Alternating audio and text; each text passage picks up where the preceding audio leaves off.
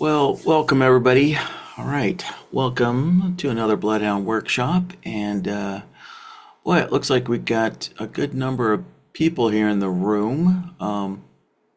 And there's definitely some names I don't recognize. Actually, one name and a number that I don't recognize in the room here today. Yeah, so before we get started here, let me ask, is there anybody new to these workshops here or anybody fairly new to these workshops?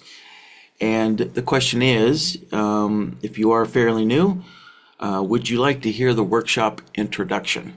All right, so the workshop introduction is I'll explain what we do in this workshop, and more importantly, what we do not do. And then also I'll explain how the recordings work. And lastly, I'll explain what custom indicators I can install into my machine in case you do have a question about using a custom indicator with Bloodhound there. So, all right, if anybody would like to hear that workshop introduction, let me know. So that way I can get it out of the way first. So, and while let's see here. So while I'm waiting to see if anybody would like to hear that, I did not receive any emailed in questions to get today's workshop started. So that means I'm leaving it up to you guys to start throwing some Bloodhound questions at me, and that will get the workshop started there. So, and it looks like Melroy might have the first question of the workshop here. So let me read through this here and make sure I understand it. So.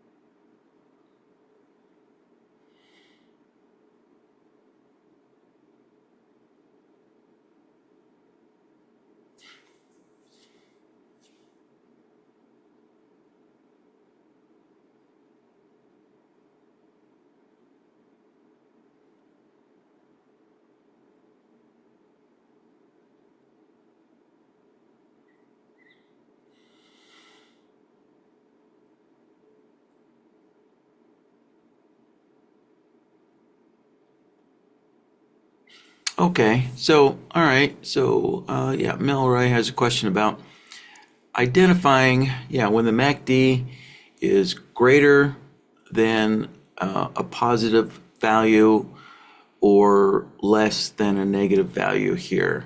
Yeah, so the one thing, Melroy, that I don't quite understand here, if you could clarify, is how does a slope take a trade? Yeah, so you want the slope to do the trade. Yeah, if you could clarify that, please. And so, in the meantime, let's dive in here and figure out, yeah, how to identify when the MACD is greater than a certain value or less than a certain value.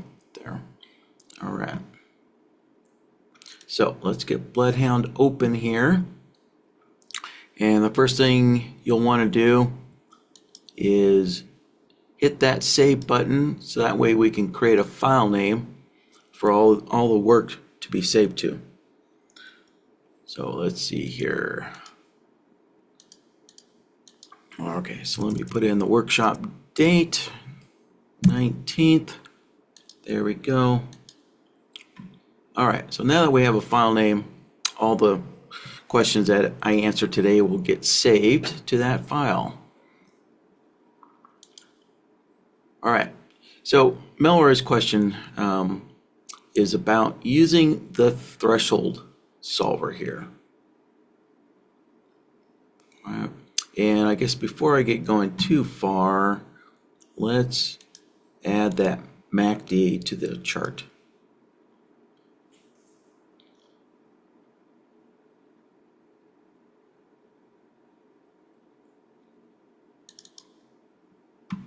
All right, just add a standard MACD. There we go. And let me just double check. That is the MACD line in purple. Okay, yep. And actually, Malroy's question is about the diff. Yeah, so let's switch, or let's turn on the diff plot. Make that visible. There. All right, there we go. Okay, back to Bloodhound here. So the threshold level allows you to identify when an indicator is greater than a certain value or less than a certain value or equals a value here. And we'll show you that in a minute. First, let's plug in the MACD.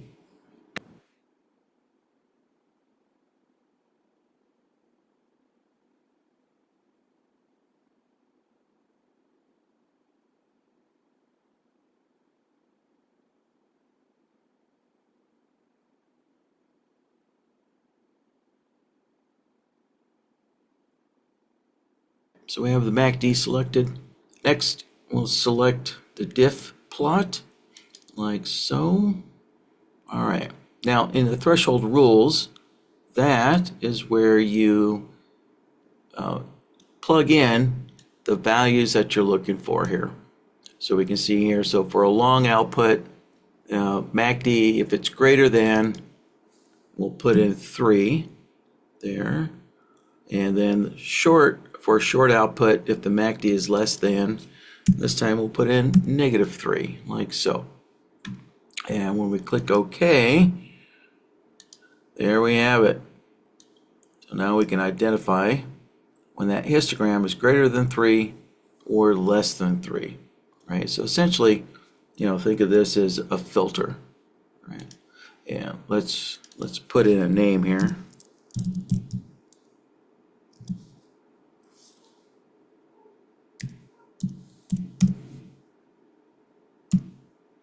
All right, there we go. So we're identifying if the MACD, and it's going to be the diff plot there, like so. Okay, there you have it. All right, let's see if we have some clarification on how a slope does the trade.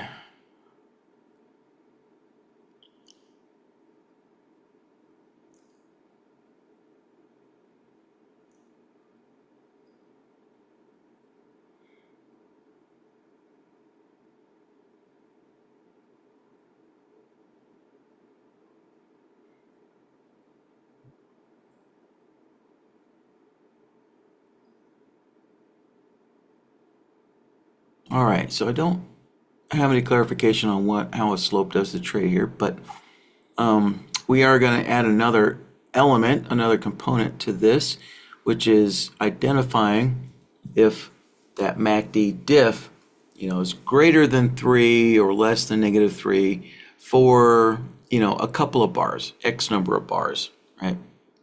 So to do that, here, I'll just slide it down here. So if you want to make sure that a condition is true for a couple of bars there, we're going to use the function node here and take a look at the look back. All right, we'll connect that in. And on the look back node here, we're going to turn the displacement off and just use the look back period. So if you want to make sure that the MACD is greater than 3 for at least 3 bars, then we're going to put in here minimum. So a minimum of 3 bars. And now if we connect that up, there we have it. All right, so let's see here. So here we only have 1 bar. Here we have 1 bar. And if we take a look at the threshold solver, there we go. Right, so originally there were 3 bars. Yeah, 3 bars and 3 bars. Yep. And so when we get to that 3rd bar, right? That is our third bar condition looking for. There we go. Connect that back in. All right. And then I like to label or name these look back nodes here that to tell me what they're doing. There we go.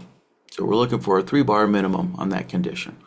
And then of course, you just adjust the look back period to determine how many bars, have to meet, whatever the condition is that you're looking for there. So there we go.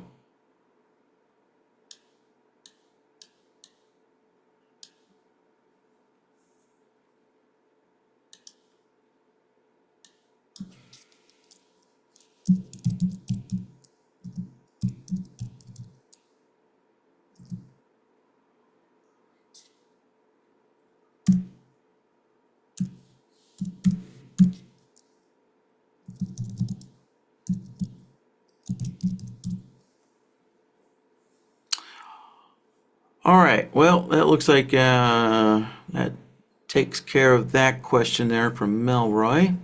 All right, so let me put that away.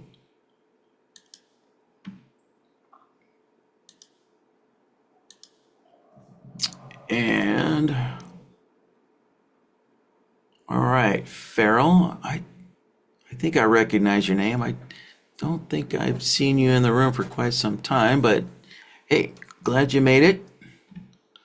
And let's see who's up next. Aditya. Yeah, I haven't seen Aditya in the room in quite a while either. Oh, Farrell is new. Okay. Yeah, I didn't see you asking for the workshop introductions. So, but then again, I get a lot of people in here with this, obviously first names. A lot of first names. I recognize it's the last, the last name, right? That makes all the difference. All right, let's see what Aditya has.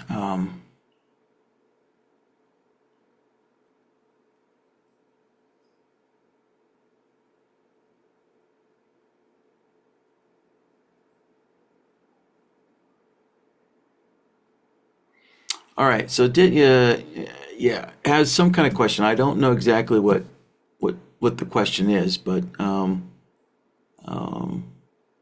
you specify certain prices? Yeah, a certain series or yeah levels, support resistance levels of prices, and so when specifying and what are you doing when you're specifying? Like, what is it that you want Bloodhound to identify with these support resistance levels?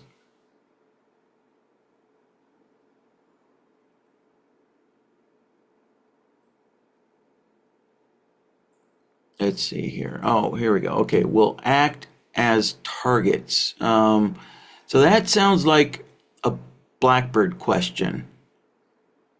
Yeah, that sounds like a Blackbird question. So I can't get into that today. So yeah, so once a trade is entered, yeah, the nearest price level becomes the target. Yeah, so if you're working with static, I'll call them static, support resistance level targets there, you just have to manually put those values in if or if you're working with an indicator,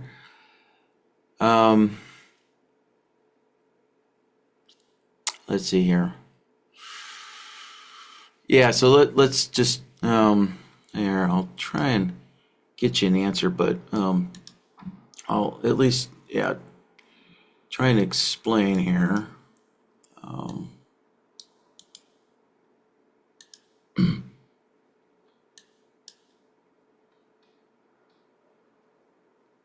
Let's see here. Let me just put the pivots indicator up here.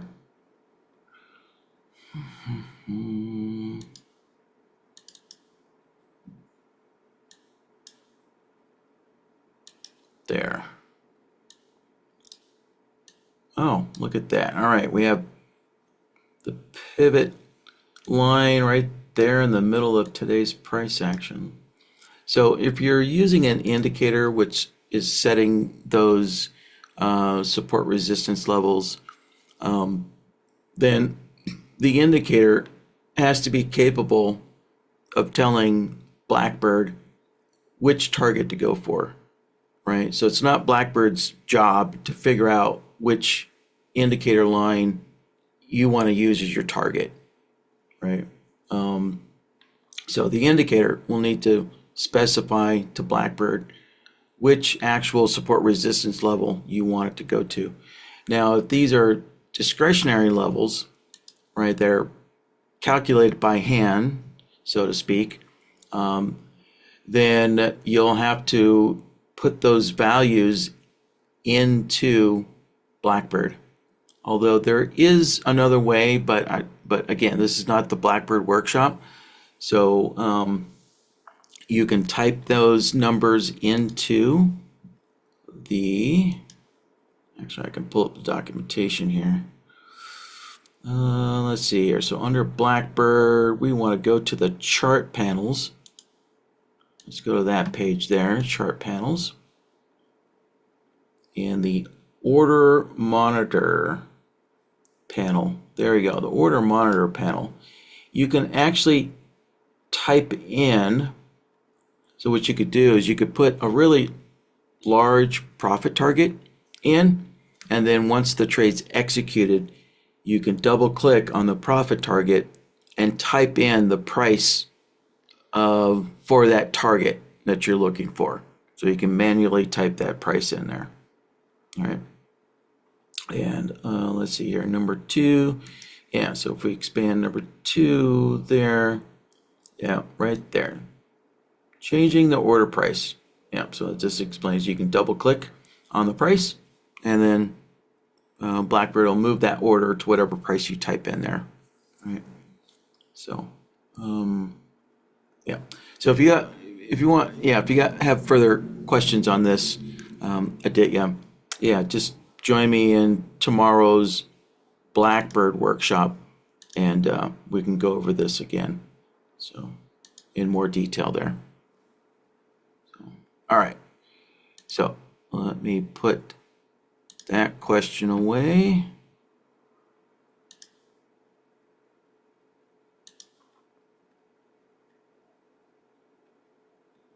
All right, let's see what question is up next here. I'm clearing out my Q&A window here. Let's see. And let's see here for Aditya, again, this is the chart panels under Blackbird. There we go.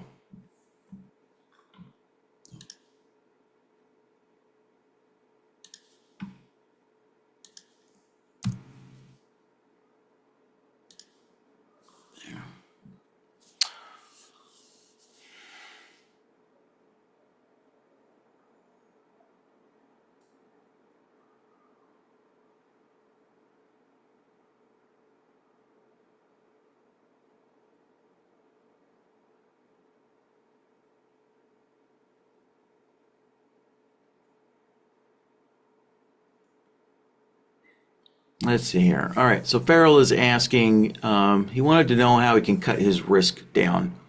Yeah, you need to be a little more specific.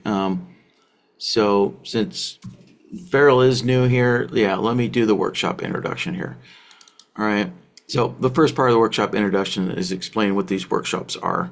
So these workshops here are for software training purposes only. All right, so we do not provide trading advice, such as cutting your risk down. That's trading advice. So we are not trading coaches, and this is absolutely not a trade room here. All right, so just to be clear, I'm here to, so once you know what you want to do, so Farrell, once you know how you want to cut your risk down, then I can explain how to implement that into Blackbird. But as far as giving you trading advice on what you should do to manage your risk, that is no bueno in this workshop. So, yeah. And so to follow up with that, you're asking, yeah, is there a community that you can join? Absolutely. So let's see here. If you may or may not know, there's Nexus Fi out there, right? So this has been a discussion board for traders for a decade and a half now. Yeah. This has been around for some time. It's gone through 3 different names, but it has been around for a long time. And as far as I know, I think there's still a big active community here. So there's that. Now, as far as Bloodhound and Blackbird, we do have a Discord community here. So we can see, yeah, there's a Shark Indicators Discord community.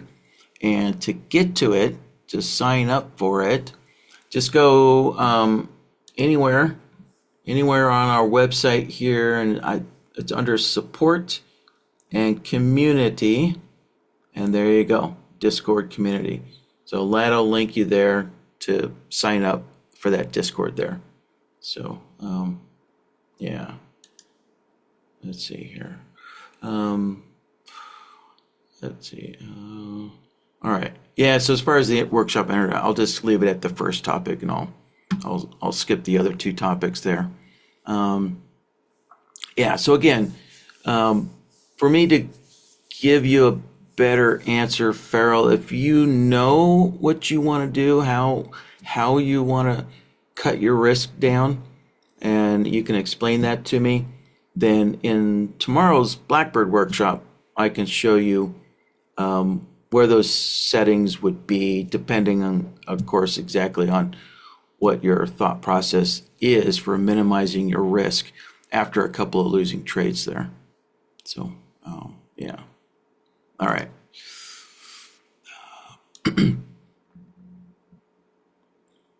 Let's see here. All right, so we got that risk question and the Discord community question.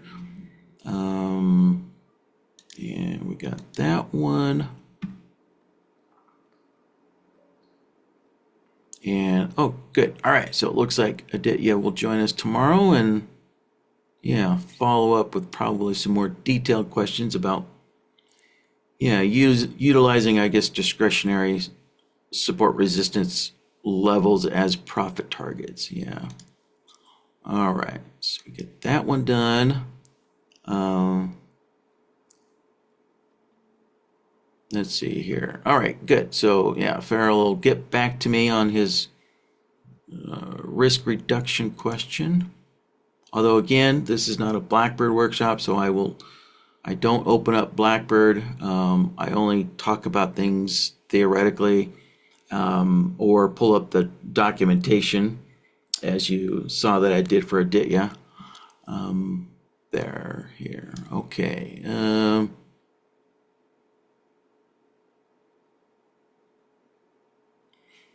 Farrell says when it clicks there, it says it's unavailable.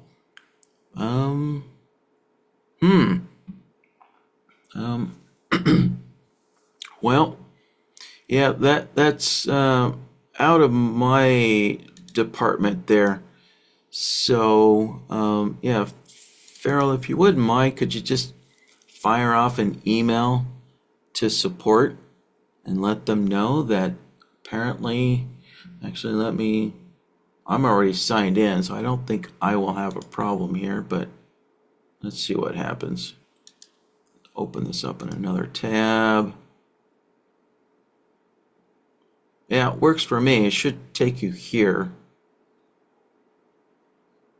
So I don't know, maybe you might be in a country where Discord is banned. I don't know.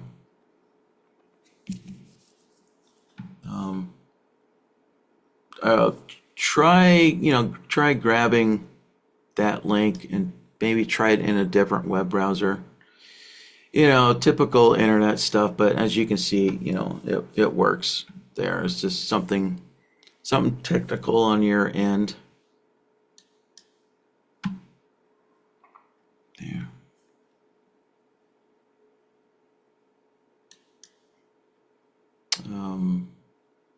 But oh yeah, let me just finish saying, yeah, if Farrell, if you still can't get through to that our Discord channel, just yeah, email support if you would please. Although definitely try some other web browsers like Firefox or Chrome or was Microsoft's one there. Yeah, see if those work.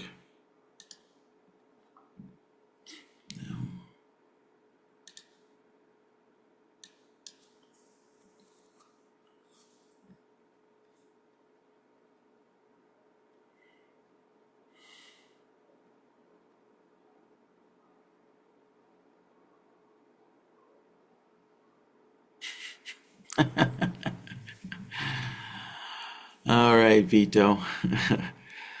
Let's see here. All right, let's see what else Farrell has.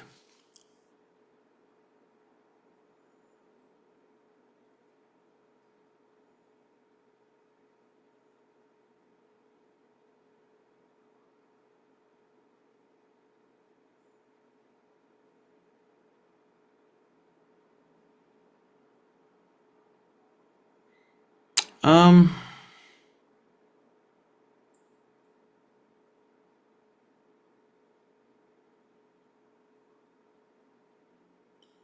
yes. So again, what do you mean by cut the risk? Are you trying to shorten your stop losses?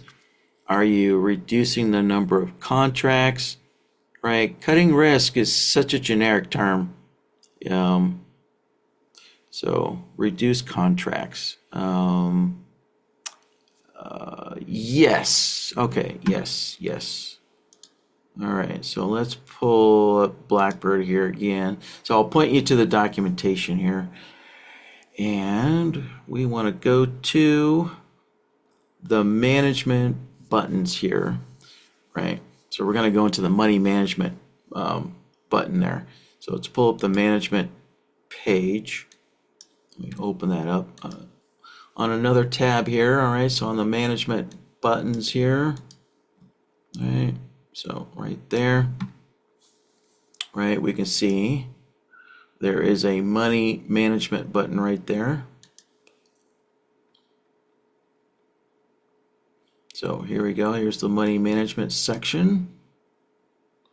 And let's see, can I click on that? Yeah, there we go. All right, so here's the interface. So here's what you want to read up on is trade fit.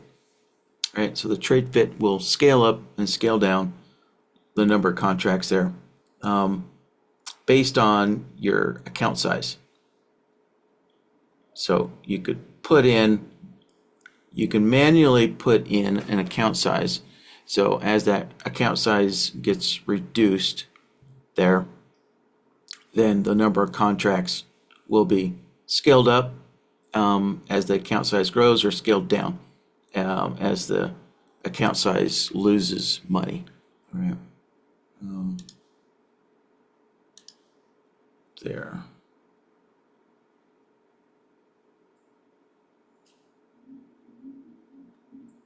And yeah, there we go. So account risk per trade. Right there.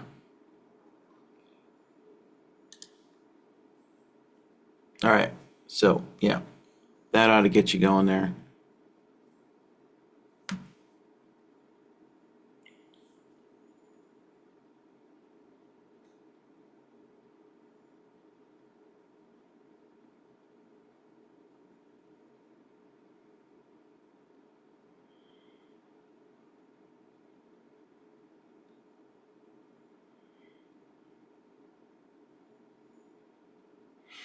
Let's see. Yeah, so if you're risking 2%, will it cut it down to 1%? No.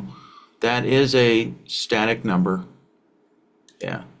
So whatever percent you put in there, that doesn't change automatically. So no. it will always use 2% of whatever the account remaining account size is. There. Yeah. Yeah. So if you do want to lower that, the percentage, you'll have to go in there and do that manually. Okay. I think we got Farrell squared away on that question. Yeah.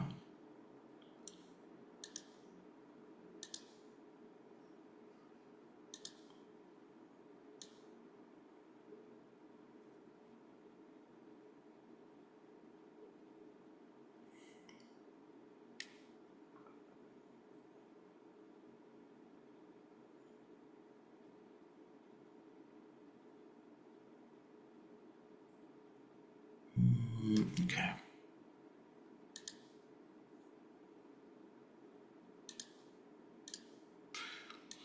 All right. Well, it doesn't look like there's any more questions. So with that, ladies and gentlemen, all right, I'm ready for the next series of questions to come in here. All right, so if anybody else has any questions, don't be shy. Get those in the Q&A window there for me and I'll get them answered.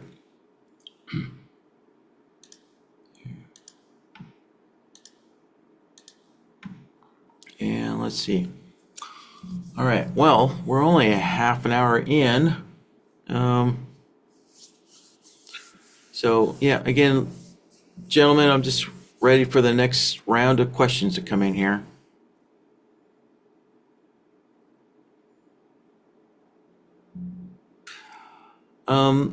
Yeah, so Farrell, again, this is not a Blackbird workshop, so I'm not going to open up Blackbird.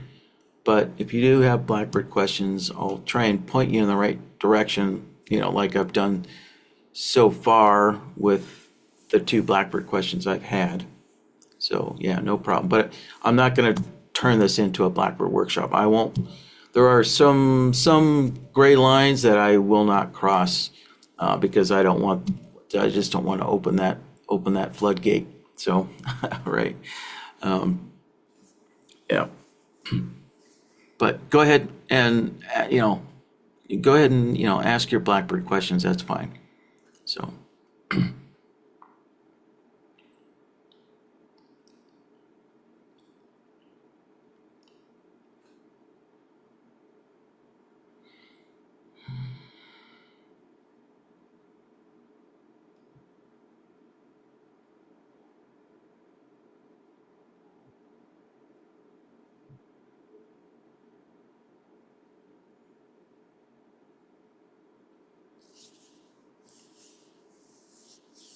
All right, so just to repeat myself again here, gentlemen, I'm just waiting on the next round of questions to come in here.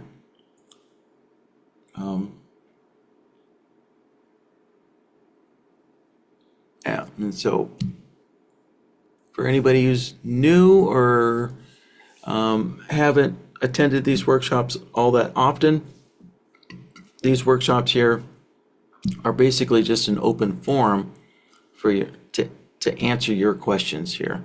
So there is no scripted or rehearsed training that goes on in these workshops here. They're just, they're here so you can ask whatever custom question you might have and get them answered directly. So.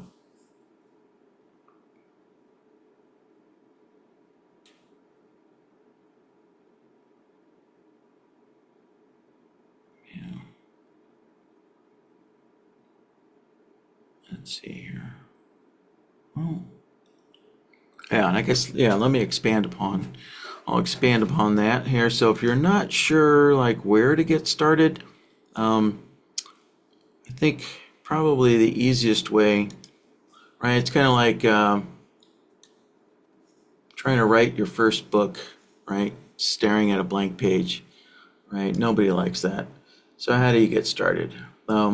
So on the training workshops page, so that way you're not trying to think of what's the first thing you want to do in Bloodhound or Blackbird, you can go to the training workshops page here, which is under support. Basically everything that I talk about in these workshops, you can find on our website under support. They're going to be somewhere here under support here. Okay. So support.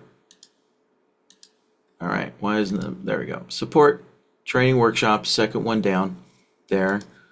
And then on this page, scroll down to the bottom, right? Very bottom, here's a list of workshop videos. So since we've had a bunch of Blackbird questions so far, you know, if you're wanting to learn about Blackbird, well, you can just open up that list there and just kind of scan through the titles there and see if anything, you know, piques your interest. And there you go. You just start learning that way. Just start watching the video on that topic there. That way. And same thing with Bloodhound. You can just scan through the titles there, see if anything, you know, piques your interest. There, and of course, yeah, you can read the finer details of what that question was about, what that topic was about, and yeah, just start learning that way on finding, you know, something that sounds interesting. So, you know.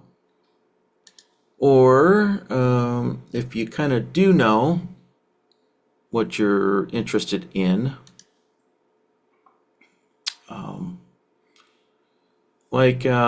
yeah, maybe you have a super trend indicator installed on your NinjaTrader there, and you're wondering if there's any questions have been asked about using the super trend. So we could just type in that indicator name and hit search. Right, we can see that opens up YouTube and goes to the Shark Indicators channel here, and we can see, there you go, puts super trend in the search term there, and there's definitely going to be a lot of Blackbird related questions on the super trend there, obviously, right? If you've ever seen it, then you'll know that it's mainly people use it for stop loss levels, right? So yeah, here's one Bloodhound, right? How to add the super trend indicator as a trend filter, right? Again, yeah. So yeah. So there you go. You just use the search thing and see if that pulls up a video, right? Again, that piques your interest. You can start learning that way. So.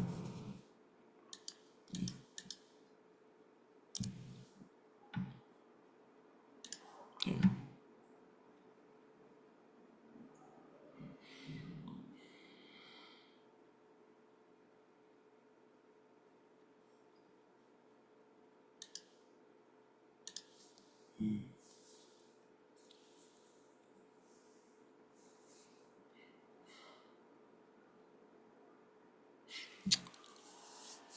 All right, well, let me put the request out again, gentlemen. I'm just waiting on the next Bloodhound question to come in here. And let's see here. So it's been almost 10 minutes, actually longer than that since the last question here. So I'll hang around at least for another 10 minutes to give people plenty of time to think of some more questions for me. But if I don't see any more Bloodhound related questions in the next 10 minutes, then I guess this could quite possibly be one of the shortest Bloodhound workshops ever. But every time I see that, it seems like people manage to come up with questions. So, yeah. So, again, if you do have Blackbird questions, that's fine. I'll just point you to the documentation to get you an answer. But yeah, if you do have Bloodhound questions, that's even better. All right. So while I'm waiting for the next question to come in here, I'm just going to mute my microphone.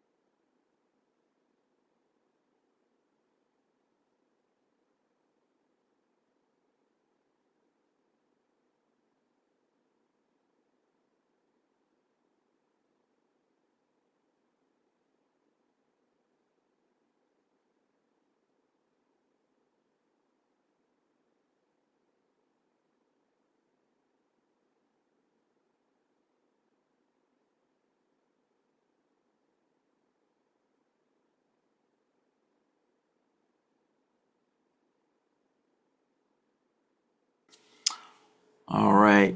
Here we go. Aditya has a question that I'd like to answer. Yeah, so we only have one email address right there, support@shark indicators. So just email all questions there. But since you're emailing in with questions for the workshops, for the subject line of your email, just put in, Blackbird workshop. All right. So if you email in, with a Bloodhound question, then put in Bloodhound workshop, or Blackbird workshop question, or sometimes it's both, right? A lot of questions that are emailed in actually cross, you know, cross between, half of the questions about Bloodhound and the other half is about Blackbird. In which case, it doesn't matter. You can just put in Bloodhound workshop, Blackbird workshop, whatever the case, or just put in workshop question. So, yeah, that way it just kind of helps us identify that you want your question answered in the workshop versus just getting an emailed question back. All right. Yeah, so chances are if you don't put in workshop question in the subject of your emails, Mike will just give you a written response back. But yeah, if you make it clear to us that you'd like it answered in the workshop, then I will see it. So, all right.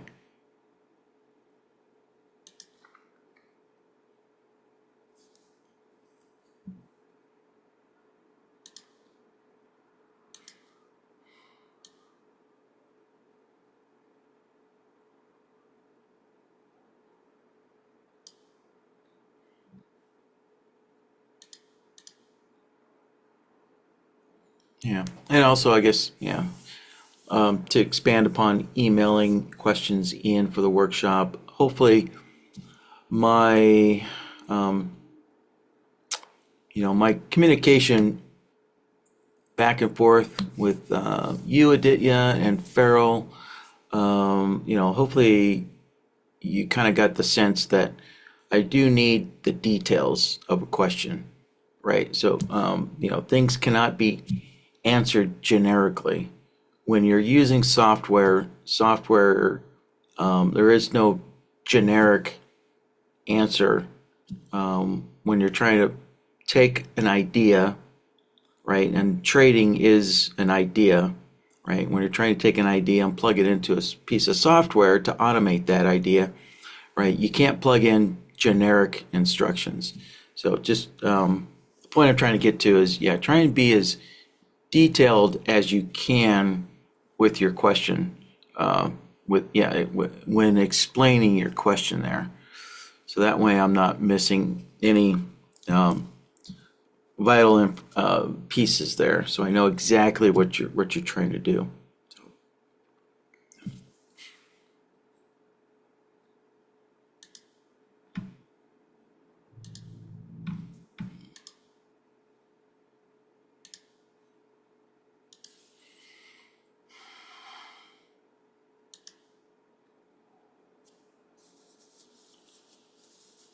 All right, let me put out the call again for Bloodhound questions. So only about 3 or 4 minutes left before that 10-minute mark. All right, so if you do have some Bloodhound questions, well, you guys know what to do by now. Get them in the Q&A window there for me.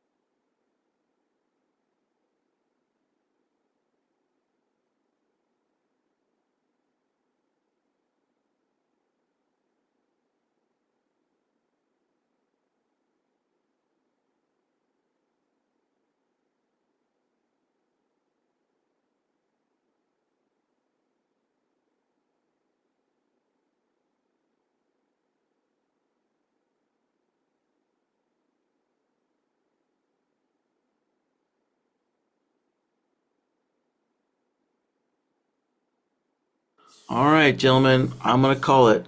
So I haven't seen any, any questions here for over 20 minutes now. So, all right, well, yeah, I think this is one of the shortest workshops, Bloodhound workshops that, that there has been in quite some time. So, okay, well, with that, gentlemen, I'm gonna wrap it up, close up shop, and so yeah, sounds like we have some Blackbird questions coming for tomorrow's Blackbird workshop. So great. All right. So, yeah. All right. So if I don't see you in tomorrow's Blackbird workshop, then have a good weekend, and I'll see you next time. All right. Bye bye, gentlemen.